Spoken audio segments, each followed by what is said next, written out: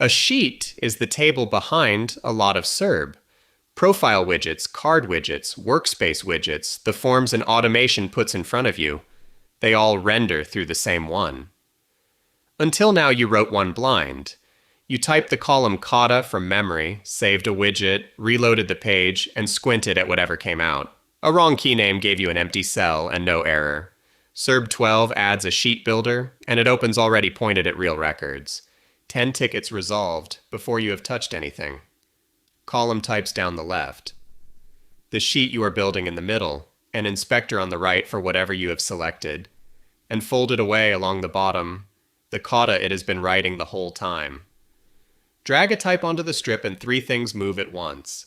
The column appears, the KATA gains a line, and the preview redraws through the same renderer production uses. Same code path as the real thing.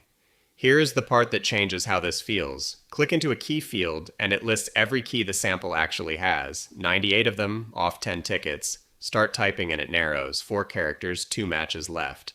Pick the created key and the column fills itself in. 14 column types in 3 families. Values draw a field. Text, dates, markdown, code, elapsed time. Records draw the record itself as a card, a link, or an icon. Actions put a live control in every row. Drop in a slider, and every row gets one. Each type carries its own settings, and all of them share a block for presentation. Color, size, alignment, weight. Your sample does not have to be records. It can be a data query, or rows you type by hand as JSON, or an automation. Point it at an automation, and what you are previewing is what production will resolve. A sheet does not have to be a table either. 4 styles, and the preview follows. Same columns, same data, laid out as a grid. Colors are the detail worth staying for. You reference a name palette by index, never a literal hex code, and there are presets to start from.